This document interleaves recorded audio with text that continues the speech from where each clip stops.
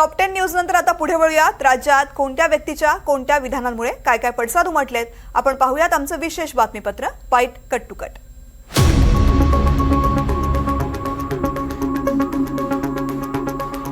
मुंबई ठाण्यासह 29 महापालिकांसाठी निवडणुका जाहीर झाल्यात। 15 जानेवारीला मतदान तर 16 जानेवारीला मतमोजणी होणार।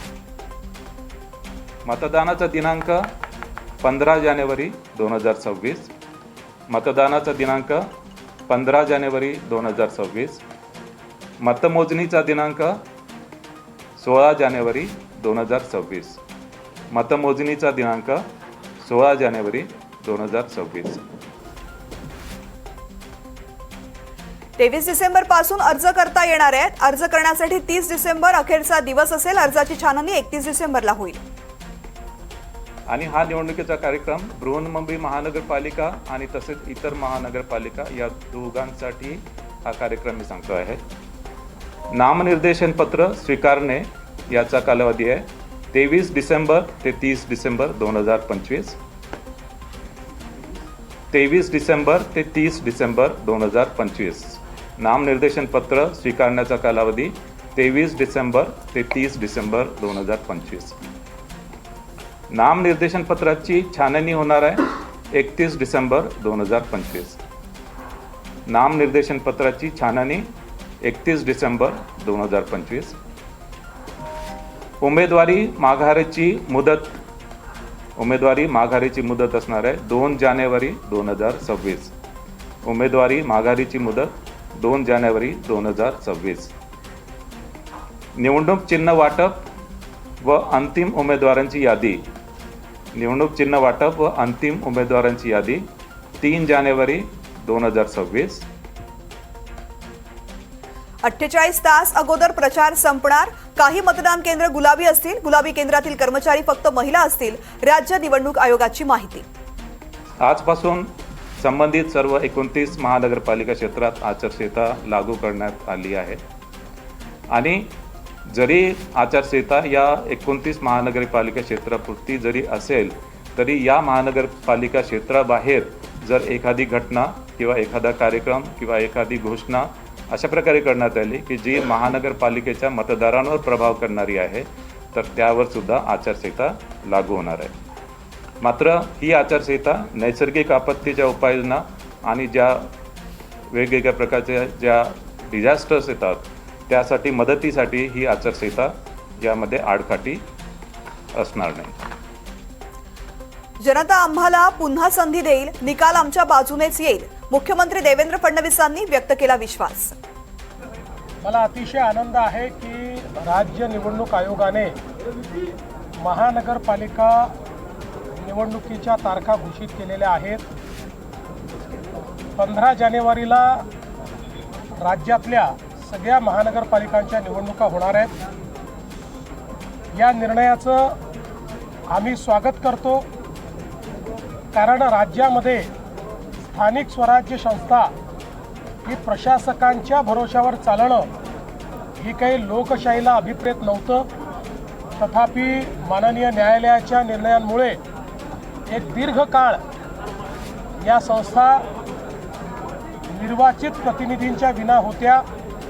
आता पुन्हा या निवडणुका होत आहेत आणि आम्हाला विश्वास आहे की या निवडणुकांमध्ये आमच्या शासनाने केलेलं काम बघता पुन्हा कौल हा आमच्या बाजूने येईल। जनता आम्हाला शहर विकासाची पुन्हा संधी देईल हा मला विश्वास आहे। जास्तीत जास्त ठिकाणी भाजप शिवसेनेची युती तर पुण्यामध्ये भाजप आणि राष्ट्रवादी समोरासमोर लढताना दिसेल। युतीबाबत फडणवीसांची प्रतिक्रिया। आम्ही महायुती करण्याचा प्रयत्न करतो। जास्तीत जास्त ठिकाणी भाजप आणि शिवसेनेची युती होईल। काही ठिकाणी भाजप शिवसेना राष्ट्रवादी युती होईल। 1-2 ठिकाणी भाजप राष्ट्रवादी युती देखील होताना आपल्याला पाहायला मिळेल। आता तुम्ही पुण्यामध्ये मला विचारालच म्हणून सांगतो, पुण्यामध्ये मात्र अजितदादांची आमची चर्चा झालेली आहे। आम्ही दोघेही इथले मोठे पक्ष आहोत। भाजपने 5 वर्ष चांगल्या पद्धतीनं पुण्याचा विकास केलेला आहे त्यामुळे कदाचित पुण्यामध्ये राष्ट्रवादी काँग्रेस आणि भारतीय जनता पार्टी अमोरासमोर लढताना त्या ठिकाणी पाहायला मिळतील. मतदार याद्यांमध्ये घोळ आहे म्हणून निवडणुका पुढे घेणं योग्य नाही. देवेंद्र फडणवीसांची विरोधकांवरती टीका. असं आहे की याद्यांमध्ये अनेक ठिकाणी घोळ आहे हे आम्ही देखील दाखवलेलं आहे, पण त्याकरता निवडणुकाच घ्यायच्या नाहीत असं करता येणार नाही. गेले 20-25 वर्ष जे निवडणुका लढवत आहेत त्यांना माहिती आहे कमी अधिक प्रमाणात आपल्या याद्यांमध्ये घोळ असतोच. आता जेव्हा SIR सुरू झाला आहे त्यानंतर कदाचित याद्यांमधला घोळ कमी होईल. पुढच्या काळात तर माझं मत असं आहे की इलेक्शन कमिशनने आपल्या याद्या ब्लॉकचेनमध्ये टाकाव्यात. त्या ब्लॉकचेन पद्धतीनं जर तयार झाल्या तर त्यातला घोळ हा नेहमीकरता संपवता येईल. ठाकरे बंधू एकत्र आले तरी आम्हाला फरक पडत नाही. जनता आमच्या बाजूने. मुख्यमंत्री देवेंद्र फडणवीसांची प्रतिक्रिया. हा एक पक्का निर्णय आहे आमचा आणि त्या ठिकाणी शिंदे साहेबांचं ठरलं आहे की एकमेकाचे घ्यायचे नाही. ठाकरेंचं काय सर, दोन्ही ठाकरे एकत्र आल्यावर तुम्हालाही फटका बसेल. मुंबई महापालिका आहे, कुठलाही फटका नाही. दोन्ही ठाकरे एकत्रित आले तरी नाही आले तरी, दोन्ही ठाकरे एकत्रित आल्यानंतर काँग्रेसही त्यांच्यासोबत गेली तरीही मुंबईकर भारतीय जनता पार्टी शिवसेना आमच्या महायुतीलाच निवडून देतील. कारण आमचा कारभार, आम्ही केलेला मुंबईचा विकास आणि मराठी माणसाचं आम्ही जोपासलेलं हित हे सामान्य मुंबईकरांनी पाहिलेलं असल्यामुळे मुंबईकर आमच्यासोबत राहतील. मतदार यादीमधील घोळ कोण संपवणार? आदित्य ठाकरे यांचा निवडणूक आयोगाला सवाल. त्याच दृष्टिकोनातून काही मुंबईसाठी घोषणा ज्या आम्ही मागण्या केल्यानंतर, शिवसेना उद्धव बाळासाहेब ठाकरे पक्ष म्हणून आम्ही मागण्या केल्यानंतर मुख्यमंत्र्यांची असेल किंवा गृहनिर्माण मंत्र्यांची असेल धावपळ झाली आणि थातूरमातूर उत्तर द्यायचं म्हणून काहीतरी त्यांनी दिलं होतं. आज मी त्या सगळ्या घोषणा त्यांच्या एक्सपोज करणार आहे, त्याची चिरफाड करणार आहे आणि आपल्याच माध्यमातून लोकांना सांगणार आहे की ह्या घोषणा आहेत त्या फसव्या आहेत. भाजप खोटं बोलत आहे, ह्याला बळी पडू नका, फसून जाऊ नका. भाजपच्या घोषणांना बळी पडू नका. सरकारकडून फसव्या घोषणा. आदित्य ठाकरेंची टीका. करूया, ठीक आहे. आज अर्थातच निवडणूक आयोगाने पत्रकार परिषद बोलवलेली आहे दुपारी मला वाटतं 4 वाजता आणि कदाचित निवडणुका 29 महानगरपालिकांसाठी घोषित होतील हे आपल्याला सर्वांना अंदाज लागलेला आहे. अजून एक महत्त्वाचा विषय म्हणजे ज्या निवडणूक आयोगाच्या इलेक्टरल रोल्सवर, ड्राफ्ट रोल्सवर आम्ही आक्षेप घेतले होते, लाखोमध्ये आक्षेप घेतले होते, त्याचं उत्तर अजून तरी आलेलं नाही आहे. आत्तापर्यंत म्हणजे साधारणपणे 12:30पर्यंत तरी त्यांच्या मुख्य निवडणूक कार्यालयातून फायनल रोल कोणाच्या हाती गेलेला नाही. म्हणजे हे फायनल रोल येणार कधी? आणि आज निवडणुका घोषित झाल्यानंतर फायनल रोलमध्ये देखील लाखो चुका असतील तर नेमकं सोडवणार कोण हा एक विषय झालाच, तो आम्ही मार्गी लावू. सांगली महापालिकेमध्ये महाविकास आघाडी म्हणून लढणार. पुढील काही दिवसात निवडणुकीबाबत चर्चा होईल. जयंत पाटलांची माहिती. काँग्रेस, राष्ट्रवादी काँग्रेस, शरदचंद्र पवार पक्ष, शिवसेना, उद्धव बाळासाहेब ठाकरे आणि वंचित किंवा जे कोणी आमच्याबरोबर या आमच्या आघाडीच्या मध्ये सहभागी होतील त्या सर्व पक्षांना घेऊन आम्ही ही निवडणूक लढवायचं ठरवलेलं आहे. आज सकाळीच खासदार विशाल पाटील आणि माजी मंत्री विश्वजित कदम साहेब यांच्याबरोबर आमची प्राथमिक चर्चा झालेली आहे. सांगलीच्या विकासाकडे सरकारचं दुर्लक्ष. जयंत पाटील यांचा आरोप. महाविकास आघाडी या शहरामध्ये सांगली, मिरज, कुपवाड महानगरपालिकेत संयुक्तपणाने, एकसंघपणाने या निवडणुकीत लढेल. या शहराला महाराष्ट्रातल्या इतर शहरांपेक्षा मागं ठेवण्याचं काम हे सध्याच्या सरकारकडून झालेलं आहे आणि या शहरातले असे अनेक प्रश्न आहेत जे अतिशय महत्त्वाचे आहेत.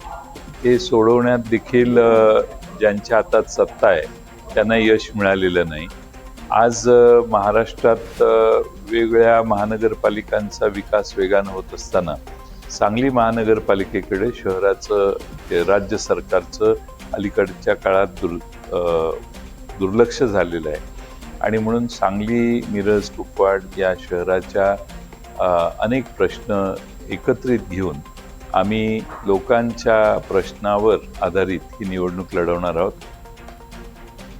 सांगली महाविकास आघाडी आणि समविचारी पक्षांना सोबत घेऊन एकत्रित लढणार, विश्वजित कदम यांची माहिती. नेत्यांची आमची झाली असली तरी शिवसेनेची आणि वंचित आघाडीशी माझी वैयक्तिक चर्चा झालेली आहे. त्यांना सुद्धा सोबत घेऊन ही निवडणूक लढायची अशी आमची तयारी आहे आणि चर्चा पॉझिटिव्ह नोटवरच सुरू आहे. आपण विश्वास वाटतो की ह्या महापालिकेत येणार इतिहास बघितला तर मागच्या निवडणुकीत जरी महापौर पहिल्या टर्ममध्ये आमचा झाला नसला तरी मतदान बघितलं तर मागच्या वेळेला आमच्या आघाडीला भाजपपेक्षा जवळजवळ 6% मतदान अधिक पडलं होतं. आधी नगरपंचायत नगरपालिकेचा निकाल जाहीर करावा, मग पुढच्या निवडणुका घ्याव्यात, जयंत पाटलांची मागणी.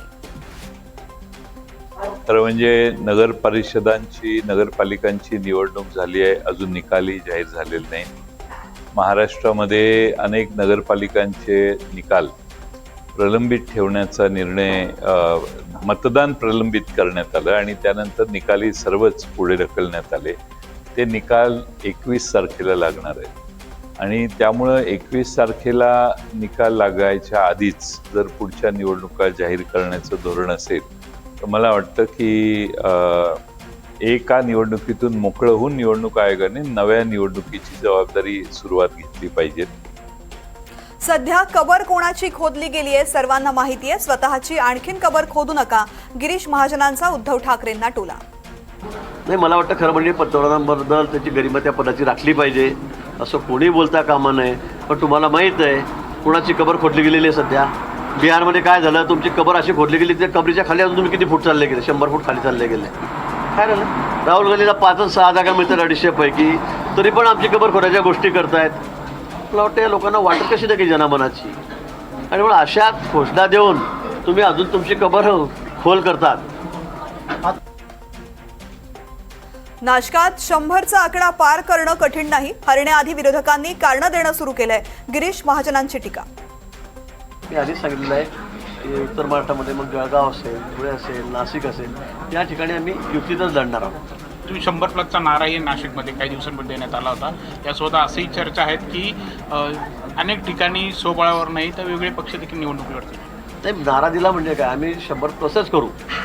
युतीमध्ये राहून आम्ही 100+च करणार आहोत. उलट अधिक संख्या आमची वाढेल, अधिक संख्या वाढेल. पृथ्वीराज चव्हाणांच्या दाव्याचा फडणवीसांकडून समाचार, चव्हाणांना साक्षात्कार होत असतील तर काहीतरी काळबेरं, देवेंद्र फडणवीसांचा टोला. अमेरिकेत घडणाऱ्या घडामोडींनी दाखला दिला. आत्तापर्यंत वेगवेगळ्या नेत्यांना साक्षात्कार होत होते, स्वप्न पडत होती, भविष्यवाणी ते करत होते, हे आम्ही बघितलेलं आहे. पण पृथ्वीराज बाबांसारखा ज्येष्ठ नेता जे महाराष्ट्राचे मुख्यमंत्री राहिले, PMOचे मंत्री राहिले, त्यांनाही असे साक्षात्कार व्हायला लागले तर मात्र निश्चितपणे मला असं वाटतं की त्याच्यामध्ये काहीतरी थोडं काळबेर आहे. पृथ्वीराज बाबा एक अतिशय चांगले नेते आहेत, त्यामुळे त्यांचं आरोग्य उत्तम राहावं अशी आमची त्यांना शुभेच्छा आहे. त्यामुळे अशा प्रकारचा विचार करून त्यांनी स्वतःला फार त्रास करून घेऊ नये असा माझा त्यांना सल्ला आहे.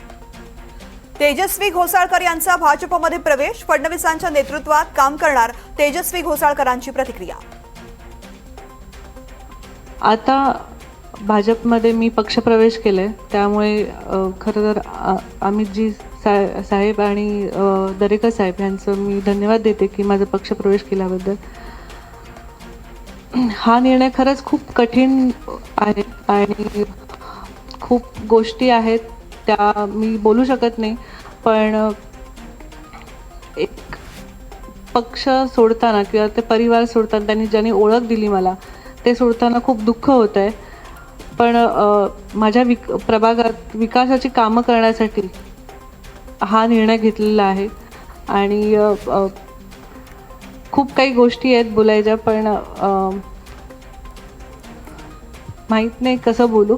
पण खरंच मला विकासाची कामं करायची आहेत आणि देवेंद्र फडणवीस साहेब यांच्या नेतृत्वाखाली माझी ही सगळी कामं होतील अशी मी अपेक्षा करते.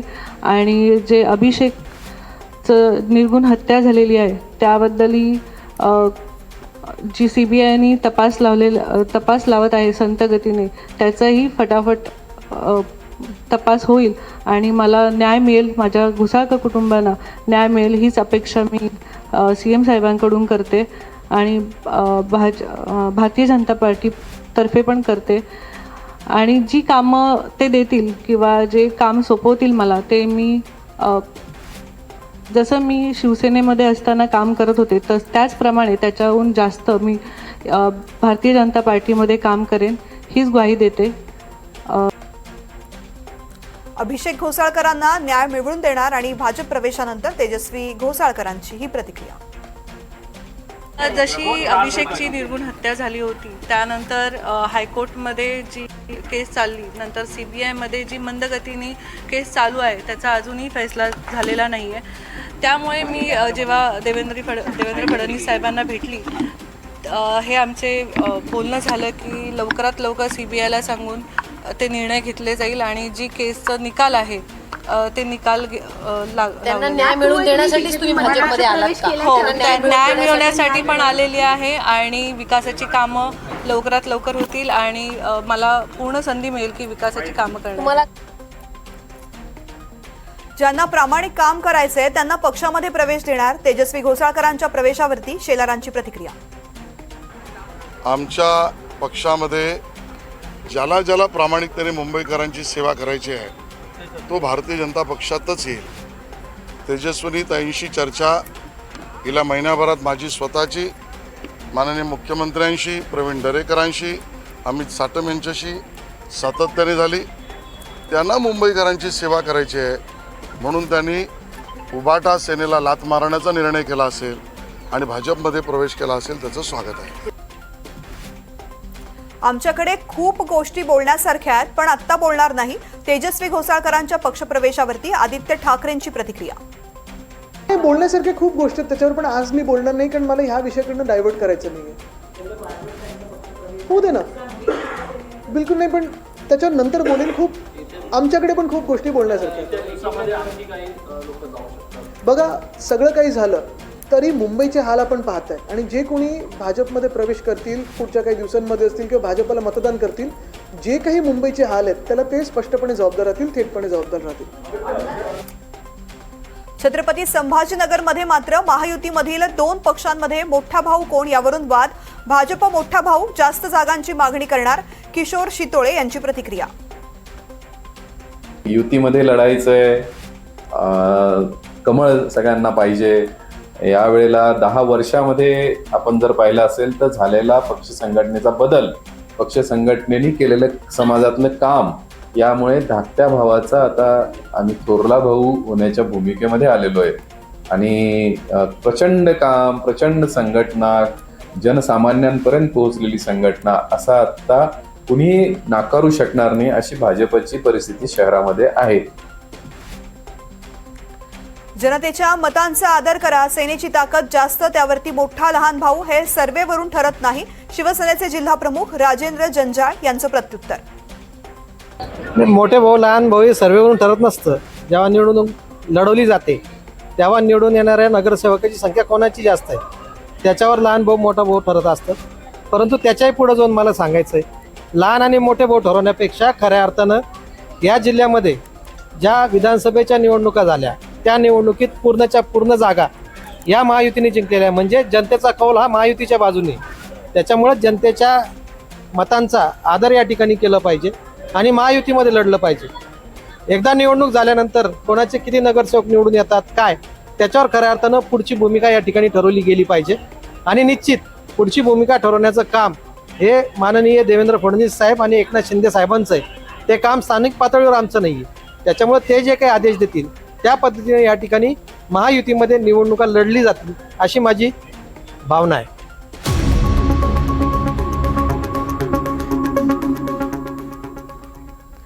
वाईट कट टू कट नंतर आता एक छोटासा ब्रेक, लगेच परत येतोय. पाहत रहा NDTV मराठी.